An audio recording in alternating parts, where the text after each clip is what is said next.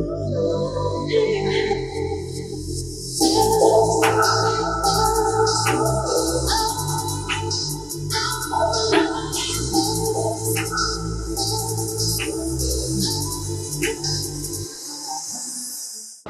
is the all-new MG Windsor EV. അതും വെറും 10 ലക്ഷം രൂപ എക്സ്-ഷോറൂം പ്രൈസിൽ ലോഞ്ച് ചെയ്തിരിക്കുകയാണ്. ആ കണക്കിന് പിന്നിൽ വേറെ ചില ഒളിഞ്ഞിരിക്കുന്ന കാര്യങ്ങൾ കൂടിയുണ്ട്. അതിലേക്ക് പിന്നീട് വരാം. ഇപ്പോൾ വാഹനത്തെക്കുറിച്ച് ചില കാര്യങ്ങൾ പറയാം. മോറിസ് ഗാരേജസ് എന്ന ബ്രാൻഡിൽ നിന്നും വരുന്ന മൂന്നാമത്തെ ഇലക്ട്രിക് വാഹനമാണ് വിൻസർ EV. ഒരു ബോൺ ഇലക്ട്രിക് പ്ലാറ്റ്ഫോം അല്ലെങ്കിൽ സ്കേറ്റ് ബോർഡ് പ്ലാറ്റ്ഫോമിൽ വരുന്ന വാഹനമാണ് എന്ന പ്രത്യേകത കൂടി ഇതിനുണ്ട്. MG ഇതിനെ വിളിക്കുന്നത് ഇന്ത്യസ് ഫസ്റ്റ് CUV എന്നാണ്, അതായത് ക്രോസ് യൂട്ടിലിറ്റി വെഹിക്കിൾ. ഒരു ഹാച്ച് ബാക്ക് ആയോ ഒരു MPV ആയോ അല്ലെങ്കിൽ അതിന്റെ രണ്ടും ഒരു ക്രോസ് ആയിട്ട് വേണമെങ്കിൽ ഇതിന്റെ ഡിസൈനെ വിശേഷിപ്പിക്കാം. എന്ത് കാര്യം ഇതൊരു ചെറിയ വാഹനമല്ല, ഏകദേശം 4.3 മീറ്റർ ലെങ്ത് വരുന്ന ഒരു വാഹനമാണ്. ഇതിൽ ഏറ്റവും വലിയൊരു പ്രത്യേകത എന്ന് പറഞ്ഞാൽ MGയും JSW എന്ന് പറയുന്ന മറ്റൊരു ഭീമനും ചേർന്നിട്ടുള്ള അസോസിയേഷൻ പിറക്കുന്ന ആദ്യത്തെ വാഹനമാണ് വിൻസർ EV. EV പാസഞ്ചർ സെഗ്മെന്റിനെ മൊത്തത്തിൽ പിടിച്ചു കുലുക്കുന്ന ഒരു പ്രൈസിംഗും ഒരു പ്രോഡക്റ്റ് ലോഞ്ചുമായിട്ടാണ് ഇന്ന് വിൻസർ നമ്മുടെ മുന്നിൽ അവതരിച്ചിട്ടുള്ളത്. വിൻസർ EVയുടെ കൂടുതൽ വിശേഷങ്ങളിലേക്ക് കടക്കാം. Welcome to your channel. ഞാൻ റിസ്വാൻ.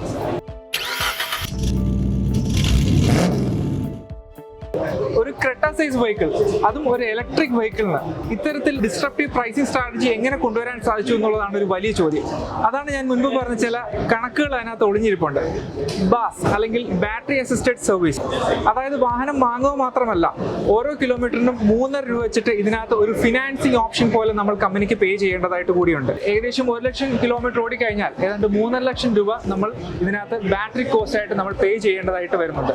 എന്നിരുന്നാലും MG അവകാശപ്പെടുന്നത് മറ്റേ ഏതൊരു പെട്രോൾ കാറിനെക്കാളും വളരെ ലോവർ ആയിട്ടുള്ള റണ്ണിംഗ് കോസ്റ്റ് മാത്രമേ വിൻസർ EVക്ക് വരുന്നു എന്നുള്ളതാണ്.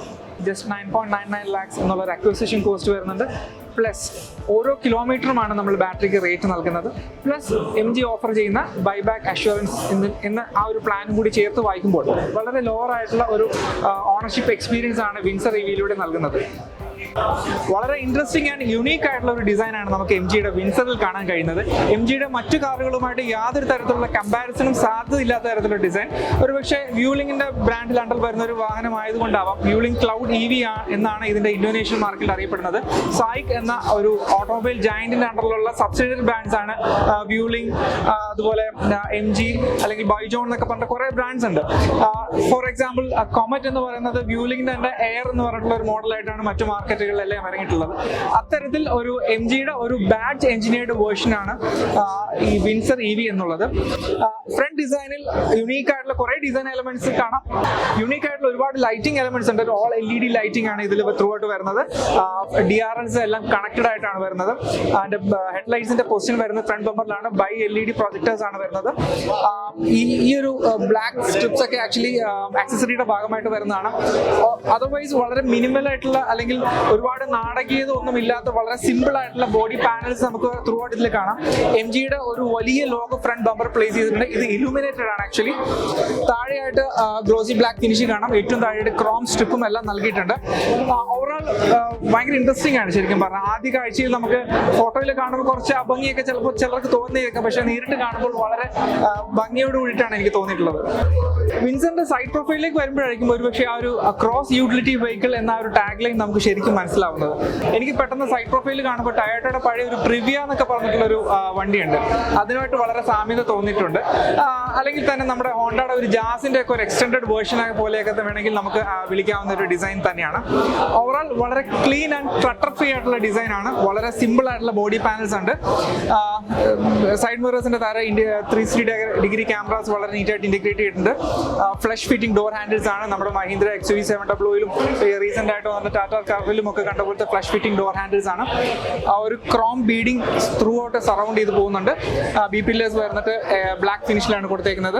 ക്രോസ് ബാസ് കൊടുത്തിട്ടുണ്ട്, അത് ഫംഗ്ഷനിലാണെന്ന് തോന്നുന്നു. 18-inch ഡയമണ്ട് കട്ട് സൈസിലുള്ള അലോയ് വീൽസ് ആണ് വരുന്നത്. 215/55 പ്രൊഫൈലിലുള്ള ടയേഴ്സ് ആണ് വരുന്നത്. ഈ ഒരു സെഗ്മെന്റ് അല്ലെങ്കിൽ ഒരു പ്രൈസ് ടാഗിലുള്ള ഒരു വെഹിക്കിൾ വെഹിക്കിളിന് ആദ്യമായിട്ടായിരിക്കും പക്ഷേ ഇത്രയും വലിയ ടയർ പ്രൊഫൈൽ കൊണ്ടുവന്നിട്ടുള്ളത്. റിയർ എൻഡ് ഡിസൈൻ ആണെങ്കിലും വളരെ ഇൻട്രസ്റ്റിംഗ് ആയിട്ട് തന്നെയാണ് വന്നിട്ടുള്ളത്. എല്ലാവരുടെയും ഒരു ഇഷ്ടത്തിന് അനുസരിച്ചാവണമെന്നില്ല എങ്കിൽ പോലും വളരെ മോഡേൺ ആയിട്ടുള്ള അല്ലെങ്കിൽ ഒരു ഹാഷ് ബാക്ക് ഡിസൈനോട് വളരെ ഫെമിലിയാരിറ്റി തോന്നുന്ന തരത്തിലുള്ള ഡിസൈനാണ്. കണക്റ്റഡ് LED ടൈൽ ലാംപ്സ് ഇതിൽ കൊടുത്തിട്ടുണ്ട്. ഓൾ LED ലൈറ്റിംഗ് ആണ് മുൻപ് പറഞ്ഞ പോലെ. ബൂട്ട് സ്പേസ് നോക്കുകയാണെങ്കിലും വളരെ സ്പേഷ്യസ് ആയിട്ടുള്ള ഒരു ബൂട്ടാണ്. 604 ലിറ്റർ ആണ് ബൂട്ട് സ്പേസ് കമ്പനി അവകാശപ്പെടുന്നത്. വളരെ സ്പേഷ്യസ് ആണ്. ഒരു ലോങ് ട്രാവലിന് അത്യാവശ്യം നല്ല രീതിയിൽ ലഗേജ് ഒക്കെ ഇതിനകത്ത് ഉൾക്കൊള്ളിച്ചുകൊണ്ട് യാത്ര ചെയ്യാൻ പറ്റുന്ന തരത്തിലുള്ള ബൂട്ട് സ്പേസ് ഉണ്ട്. ഇവിടെ ഒരു പാർസൽ ട്രേ കൊടുത്തിട്ടുണ്ട്. ഇത് ഓപ്പൺ ചെയ്യുകയാണെങ്കിലാണ് ഫുൾ യൂട്ടിലൈസേഷൻ നമുക്ക് കിട്ടുക. ഇവിടെ താഴെ സബ്വൂഫറിന്റെ പ്ലേസ്മെന്റ് കൊടുത്തേക്കുന്നതാണ്. ഒരു ചാർജിങ്ങിന്റെ കണക്ഷൻ കൊടുത്തിട്ടുണ്ട്.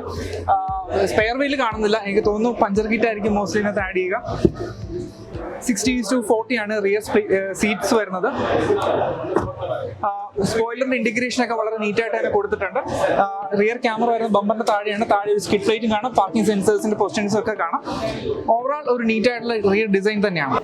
ഇന്റീരിയർ ഡിസൈനും വളരെ മിനിമലിസ്റ്റിക് ആയിട്ട് തന്നെയാണ് MG കൊടുത്തിട്ടുള്ളത്. വളരെ സിമ്പിൾ ആൻഡ് പ്ലെയിൻ ആയിട്ടുള്ള ഡിസൈനാണ്. എന്നാൽ ക്വാളിറ്റി വൈസ് യാതൊരു വിധത്തിലുള്ള കോംപ്രമൈസ് നടത്തിയിട്ടില്ല എന്ന് തന്നെ പറയാം. നല്ല ക്വാളിറ്റിയുള്ള പ്ലാസ്റ്റിക്സ് ആണ്. ഇവിടെ വുഡൻ ഫിനിഷ് ഒക്കെ നമുക്ക് ഈ സെൻട്രൽ കൺസോളിന്റെ ഭാഗത്തായിട്ടും ഡാഷ്ബോർഡിന്റെ ഭാഗത്തും ഒക്കെ ആയിട്ട് കൊടുത്തിട്ടുണ്ട്. നല്ല പ്രീമിയം ക്വാളിറ്റിയാണ്. തൊട്ട് മുകളിലായിട്ട് കൊടുത്തിരിക്കുന്ന സോഫ്റ്റ് ടച്ച് മെറ്റീരിയൽസ് ആണ്. അതിനപ്പുറം ഹാർഡ് പ്ലാസ്റ്റിക്സ് തന്നെയാണ്. എങ്കിലും പ്ലാസ്റ്റിക്സിന്റെ ക്വാളിറ്റി ഒക്കെ വളരെ നല്ലതാണ്. ഏറ്റവും വലിയ ഹൈലൈറ്റ് എന്ന് പറയുന്നത് ഈ വലിയ 15.6 ഇഞ്ച് ടച്ച് സ്ക്രീൻ യൂണിറ്റ് തന്നെയാണ്. ഇതിനെ ഗ്രാൻഡ് വ്യൂ ഡിസ്പ്ലേ എന്നാണ് MG വിളിക്കുന്നത്.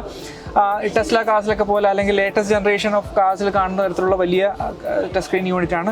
അത്യാവശ്യം നല്ല ഡിസ്പ്ലേയും കാര്യങ്ങളൊക്കെ ഉള്ള യൂണിറ്റ് ആണ്. ഒരുപാട് ഫീച്ചേഴ്സ് ഇതിനകത്ത് ഇൻറ്റഗ്രേറ്റ് ചെയ്തിട്ടുണ്ട്. കണക്റ്റഡ് ഫീച്ചേഴ്സ് ആണെങ്കിൽ പോലും, അല്ലെങ്കിൽ wireless Android auto, apple CarPlay, 360 degree camera, അത്തരത്തിലുള്ള ഒരുപാട് ഫീച്ചേഴ്സ് ഇതിൽ ഉൾക്കൊള്ളിച്ചിട്ടുണ്ട്. അതിനെക്കുറിച്ച് ഡീറ്റെയിൽ ആയിട്ടൊക്കെ നമുക്ക് അതിൻ്റെ ഒരു ഡീറ്റെയിൽഡ് റിവ്യൂവിൻ്റെ സമയത്ത് നമുക്ക് ഡിസ്കസ് ചെയ്യാം. AC കൺട്രോൾസും നോബ്സ് ഒക്കെ ആണെങ്കിൽ ഇൻട്രസ്റ്റിംഗ് ആയിട്ടുള്ള പാറ്റേൺ ആണ് കൊടുത്തിട്ടുള്ളത്. തൊട്ട് താഴെയായിട്ട് കുറച്ച് ഫിസിക്കൽ കൺട്രോൾസ് ഉണ്ട്. ഡ്രൈവ് മോഡ്സിൻ്റെ AC ഫാൻ്റെ AC കൺട്രോൾസും ഒക്കെ ഇവിടെ തന്നെ കൊടുത്തിട്ടുണ്ട്. സ്റ്റിയറിംഗ് വീൽ ഒരു 2 സ്പോക്ക് ഒരു ഫ്ലാറ്റ് ബോട്ടം സ്റ്റിയറിംഗ് യൂണിറ്റ് ആണ്. ടിൽറ്റ് ആൻഡ് ടെലിസ്കോപ്പിക് അഡ്ജസ്റ്റോട് കൂടിയിട്ടുള്ളതാണ് steering wheel. Digital instrument cluster ആണ്. ചെറിയൊരു യൂണിറ്റ് ആണ്. 8.8 ഇഞ്ച് യൂണിറ്റ് മാത്രമേ ഉള്ളൂ. നമുക്ക് കോമറ്റിൽ ഇതിനെക്കാട്ടി കുറച്ചുകൂടി വലിയ യൂണിറ്റ് ആണ്. ഓവറോൾ വളരെ സിമ്പിളായിട്ട് ഡിസൈനാണ്. പിന്നെ സ്റ്റോറേജ് സ്പേസ് ആവശ്യത്തിലധികം നൽകിയിട്ടുണ്ട്. ഫ്രണ്ടിൽ 3 കപ്പ് ഹോൾഡേഴ്സ് ഉണ്ട്. തൊട്ട് താഴെയായിട്ട് എംപ്റ്റി സ്പേസ് ആണ്. നല്ല രീതിയിൽ നമുക്ക് സാധനങ്ങൾ സൂക്ഷിക്കാനൊക്കെ ആയിട്ട് പറ്റും. USB ചാർജിങ് പോർട്ടൊക്കെ കൊടുത്തിട്ടുണ്ട്. ഇവിടെ വയർലെസ് ചാർജറും പോർട്ട് കൊടുത്തിട്ടുണ്ട്. ഹാൻഡ് റെസ്റ്റും അത്യാവശ്യം സ്പേഷ്യസും കാര്യങ്ങളൊക്കെയാണ്. ഗ്ലോ ബോക്സും വളരെ സ്പേഷ്യസ് ആയിട്ടുള്ള ഗ്ലോ ബോക്സ് ഉണ്ട്. AC വെൻ്റ് ഡിസൈൻ എല്ലാം വളരെ നീറ്റായിട്ട് തന്നെ എക്സിക്യൂട്ട് ചെയ്തിട്ടുണ്ട്. ആ ഒരു കോപ്പർ ഗോൾഡ് ഫിനിഷുള്ള സ്ട്രിപ്പ് സെൻട്രൽ പോർഷനിലും ഈ ഒരു ഡോർ ഹാൻഡിലും സ്പീക്കറിൻ്റെ ഡിസൈനിലും ഒക്കെ വളരെ ഇൻട്രസ്റ്റിംഗ് ആയിട്ട് തന്നെ കൊടുത്തിട്ടുണ്ട്. ഓവറോൾ നല്ലൊരു ഫീലാണ് അതിൽ നിന്ന് കിട്ടുന്നതും. സീറ്റ്സ് ആണെങ്കിൽ പോലും വളരെ കംഫർട്ടബിൾ ആണ്. MG വളരെയധികം ഇമ്പോർട്ടൻസ് കൊടുത്ത് അല്ലെങ്കിൽ വളരെയധികം ഹൈലൈറ്റ് ചെയ്യുന്നൊരു കാര്യം ഇതിൻ്റെ സീറ്റ് അല്ലെങ്കിൽ ഒരു ഡ്രൈവിംഗ് അല്ലെങ്കിൽ റൈഡിംഗ് കംഫർട്ട് എന്ന് തന്നെയാണ്. അതിൻ്റെ ഭാഗമായിട്ട് കൊടുത്തിരിക്കുന്ന സീറ്റിൻ്റെ ഡിസൈൻ ആണെങ്കിൽ പോലും വളരെ ഒരു പ്രീമിയം ആൻഡ് റിച്ച് ഫീൽ നൽകുന്ന ഒരു ഡിസൈനാണ്. ഒരു സോഫ ഡിസൈൻ പോലെ ബട്ടൺ കൊടുത്തിട്ടുള്ള ഒരു ഡിസൈനാണ് വന്നിട്ടുള്ളത്. നല്ല തൈ സപ്പോർട്ടും ഓവറോൾ കുഷനിങ്ങും എല്ലാം നല്ല ലംബർ സപ്പോർട്ടും ഒക്കെ നൽകിയിട്ടുണ്ട്. വളരെ നല്ല കുഷനിങ്ങോട് കൂടിയിട്ടുള്ള സീറ്റ് കവർ ഡിസൈൻസ് ആണ് നൽകിയിട്ടുള്ളത്. Auto dimming rear view mirrors ഇല്ല, മാനുവൽ അഡ്ജസ്റ്റ്മെൻറ്റ്സ് ആണ്. പിന്നെ മറ്റൊരു ഹൈലൈറ്റ് ഇതിൽ സ്കൈ റൂഫാണ്. ഒരു ഫിക്സഡ് ഗ്ലാസ് റൂഫാണ് ആക്ച്വലി ഇതിന് നൽകിയിട്ടുള്ളത്. ടിൻറ്റഡ് ആണ്.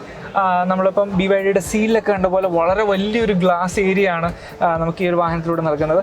അതും വളരെയധികം ഹൈലൈറ്റ് ചെയ്യപ്പെടുന്ന ഒരു ഫീച്ചർ തന്നെയാണ്. മറ്റൊരു കീ ഹൈലൈറ്റ് എന്ന് പറഞ്ഞാൽ ഇവിടെ ഒരു റോട്ടറി നോബൊന്നുമില്ല ഡ്രൈവ് മോഡ്സ് ചേഞ്ച് ചെയ്യാനും ഒക്കെ ആയിട്ട്. പകരം ഇവിടെ ഒരു ലെഫ്റ്റ് സൈഡിലുള്ള ഒരു ഷിഫ്റ്ററിനകത്താണ് കൊടുത്തേക്കുന്നത്. പാർക്കിങ്ങിൻ്റെ ആണെങ്കിൽ ഡ്രൈവിലേക്ക് ഇടുന്ന എല്ലാം ഈ ഒരു ലെഫ്റ്റ് സൈഡിലുള്ള സ്റ്റാക്കിലാണ് കൊടുത്തിട്ടുള്ളത്. റൈറ്റ് സൈഡിലായിട്ടാണ് വൈപ്പറിൻ്റെതും ഹെഡ് ലാമ്പ്സിൻ്റെ ഒക്കെ കൺട്രോൾസ് റൈറ്റ് സൈഡിലാണ് കൊടുത്തിട്ടുള്ളത്. സ്റ്റിയറിംഗ് മൗണ്ടഡ് കൺട്രോൾസ് ലെഫ്റ്റ് സൈഡിൽ ക്രൂസ് കൺട്രോൾസും മറ്റുമാണ് കൊടുത്തേക്കുന്നത്. റൈറ്റ് സൈഡിലാണ് ടെലിഫോണിക് കൺട്രോൾസും ഒക്കെ കൊടുത്തിട്ടുള്ളത്. ഒരു ലെതർ റാപ്ഡ് സ്റ്റിയറിംഗ് വീലാണ്. ഓവറോൾ നല്ല സിമ്പിൾ ബട്ട് സ്റ്റൈലിഷ് ലുക്കിംഗ് ആയിട്ടുള്ള ഒരു സ്റ്റിയറിംഗ് വീൽ ഡിസൈൻ ഉണ്ട്. ഇവിടെ താഴത്ത് റൈറ്റ് സൈഡിലായിട്ടാണ് ഇലക്ട്രോണിക് പാർക്കിംഗ് ബ്രേക്കിൻ്റെ ബട്ടൺ കൊടുത്തിട്ടുള്ളത്. പുഷ് ബട്ടൺ സ്റ്റാർട്ടിൻ്റെ ബട്ടൺ ഒന്നും കാണുന്നില്ല. ഇതിനകത്തൊരു ഡിജിറ്റൽ കീ ആണ് വരുന്നത് എന്നതും മറ്റൊരു ഡിസൈൻ ഹൈലൈറ്റ് തന്നെയാണ്. ബാക്ക് സീറ്റിലേക്ക് വരുമ്പോഴാണ് ശരിക്കും ഇതിൻ്റെ ഒരു കീ ഹൈലൈറ്റ്സ് കൂടുതലായിട്ട് പ്രകടമാകുന്നത്. അതിൻ്റെ ഒരു സീറ്റ് ഡിസൈൻ തന്നെയാണ്. കമ്പനി അവകാശപ്പെടുന്നത് എയ്റോ ലോഞ്ച് ഡിസൈൻ സീറ്റ്സ് എന്നാണ് പറയുന്നത്. വളരെയധികം കംഫർട്ടബിളാണ്. അതിൻ്റെ ഒരു കുഷനിങ് കാര്യങ്ങളുമെല്ലാം ആ ഒരു ബട്ടൺ ടൈപ്പ് ഫ്രണ്ട് സീറ്റിൽ കണ്ട പോലെ തന്നെ ഒരു ബട്ടൺ ടൈപ്പ് ഒരു സോഫ ടൈപ്പ് ഡിസൈനാണ് വന്നിട്ടുള്ളത്. ഏറ്റവും വലിയ മറ്റൊരു ഹൈലൈറ്റ് എന്ന് പറഞ്ഞാൽ ഇത് 135 ഡിഗ്രി റിക്ലൈൻ ചെയ്യാൻ പറ്റും എന്നുള്ളതാണ്. അതുകൊണ്ട് തന്നെ നല്ല ഒരു ദീർഘദൂര യാത്രകളിലെല്ലാം വളരെ കംഫർട്ടബിളായിട്ട് യാത്ര ചെയ്യാൻ പറ്റുമെന്നുണ്ട്. ഒരു സ്കേറ്റ് ബോർഡ് ആർക്കിടെക്ചർ അല്ലെങ്കിൽ ഒരു പ്യുവർ ഇലക്ട്രിക് പ്ലാറ്റ്ഫോം ആയതുകൊണ്ട് തന്നെ സെൻട്രൽ പോർഷൻ വളരെ ഫ്ലാറ്റാണ്. പ്രത്യേകിച്ച് ടണൽ ഹമ്പ് കാര്യങ്ങളൊന്നുമില്ല. വളരെ ഫ്ലാറ്റാണ്, വളരെ സ്പേഷ്യസ് ആണ്. നല്ല നീറും, നല്ല ഹെഡ് റൂം, അത്യാവശ്യം നല്ല തൈ സപ്പോർട്ടുണ്ട്. ബട്ട് ബാറ്ററിയുടെ പ്ലേസ്മെൻറ്റ് കാരണം തന്നെ കുറച്ചൊരു നീ അപ്പ് പൊസിഷൻ തന്നെയാണ് ഇതിലും ഉള്ളത്. മറ്റ് ബാക്കിയുള്ള IC എഞ്ചിൻ കാർ പോലെ അത്ര ഒരു കാൽ താഴേക്ക് ഇരുന്നിട്ടുള്ളൊരു ഇതല്ല, കുറച്ചൊരു നീ അപ്പ് പൊസിഷനാണ്. അതുകൊണ്ട് തന്നെ ചെറിയൊരു തൈ സപ്പോർട്ട് കോംപ്രമൈസ് ചെയ്യുന്നുണ്ടെങ്കിലും സീറ്റിൻ്റെ വിഡ്ത്ത് വൈസ് എല്ലാം നല്ല രീതിയിൽ കൊടുത്തിട്ടുണ്ട്. ആ ഒരു സ്കൈ റൂഫ് ഒക്കെ ആസ്വദിച്ച് യാത്ര ചെയ്യാൻ വളരെ കംഫർട്ടബിൾ ആയിരിക്കുമെന്ന് വിശ്വസിക്കുന്നു. ഇതിൻ്റെ ഒരു ടെസ്റ്റ് ഡ്രൈവിലേക്ക് പോയാൽ മാത്രമേ സസ്പെൻഷൻ സൈഡ് എത്രത്തോളം കംഫർട്ടബിൾ ആണ് എന്നുള്ള കാര്യങ്ങൾ നമുക്ക് പറയാൻ കഴിയുള്ളൂ. റിയർ AC വെൻസ് കൊടുത്തിട്ടുണ്ട്. അതൊരു സിംഗിൾ നോബാണ്. ഒരു പക്ഷേ രണ്ട് സൈഡിലിരിക്കുന്നവർ ഒരു പക്ഷേ ഫാൻ്റെ സ്പീഡിന് വേണ്ടിയിട്ട് അങ്ങോട്ടും ഇങ്ങോട്ടും തല്ലുകൂടാനുള്ള സാധ്യതയൊക്കെ ഉണ്ട്. തൊട്ട് താഴെയായിട്ട് ഇതിൻ്റെ ചാർജിങ് പോർട്സും ഒക്കെ നൽകിയിട്ടുണ്ട്. ബാക്കിൽ സീറ്റ് ബാക്ക് പോക്കറ്റ്സ് നൽകിയിട്ടുണ്ട്. ഡോർ ഹാൻഡിൽസ്, സ്പീക്കറിൻ്റെയും ഡോർ ഹാൻഡിൽസിൻ്റെ ഒക്കെ ഡിസൈൻ ഫ്രണ്ട് സീറ്റിൽ കണ്ട പോലെ തന്നെ ഡിസൈനാണ്. സെൻറ്റർ ഹെഡ് റെസ്റ്റ് നൽകിയിട്ടുണ്ട്. ആം റെസ്റ്റ് കൊടുത്തിട്ടുണ്ട്. ചെറിയ 2 കപ്പ് ഹോൾഡേഴ്സും ഒക്കെ നൽകിയിട്ടുണ്ട്. ഓവറോൾ വളരെ പ്രാക്ടിക്കൽ ആയിട്ടുള്ള ഒരു ബാക്ക് സീറ്റ് എക്സ്പീരിയൻസ് തന്നെയാണ് നമുക്ക് വിൻസറിലൂടെ കിട്ടുന്നത്. ഓണർഷിപ്പ് എക്സ്പീരിയൻസിന് വളരെയധികം പ്രാധാന്യം കൊടുത്തുകൊണ്ട് തന്നെയാണ് MG വിൻസർ EVയും ലോഞ്ച് ചെയ്തിട്ടുള്ളത്. അതുകൊണ്ട് തന്നെ 3 years ഓർ അൺലിമിറ്റഡ് കിലോമീറ്റേഴ്സ് ആണ് ഇതിന് വാറണ്ടി വരുന്നത്. കൂടാതെ 3 years ഫ്രീ റോഡ് സൈഡ് അസിസ്റ്റൻസും വാഗ്ദാനം ചെയ്യുന്നുണ്ട്. ആദ്യത്തെ 3 സർവീസസ് വരുന്നതും ലേബർ ഫ്രീ ആണ്. മറ്റൊരു പ്രധാനപ്പെട്ട ഹൈലൈറ്റ് എന്ന് പറയുന്നത് ബാറ്ററിക്ക് ലൈഫ് ടൈം വാറണ്ടി കമ്പനി വാഗ്ദാനം ചെയ്യുന്നു എന്നുള്ളതാണ്. അതിലൊരു കണ്ടീഷനുണ്ട്. ഇത് എല്ലാ ഫസ്റ്റ് ഓണേഴ്സിനും മാത്രം ബാധകമാകുന്ന ഒരു കാര്യമാണ്. അതായത് ഓണർഷിപ്പ് ചേഞ്ച് ചെയ്ത് കഴിഞ്ഞാൽ ഒരുപക്ഷെ ഈ ബാറ്ററി വാറണ്ടി ലഭിക്കില്ല. അതിനോടൊപ്പം തന്നെ 3 വർഷം അല്ലെങ്കിൽ 60% അഷ്യൂർഡ് ബൈക്ക് ബാക്ക് പ്ലാനും കമ്പനി വാഗ്ദാനം ചെയ്യുന്നു. എടുത്തു പറയേണ്ട മറ്റൊരു കാര്യം, eHub by MG എന്ന് പറയുന്ന പ്രൈവറ്റ് നെറ്റ്വർക്ക് ചാർജിംഗ് സ്റ്റേഷനിലൂടെ 1 വർഷത്തേക്ക് ഫ്രീ ആയിട്ട് ഈ വാഹനം ചാർജ് ചെയ്യാം എന്നുള്ളതാണ്. വിൻസർ EVയുടെ ഒരു ഡീറ്റെയിൽഡ് റിവ്യൂവിനായി കാത്തിരിക്കുക. Until then, this is Rizwan signing off from AE Auto Channel.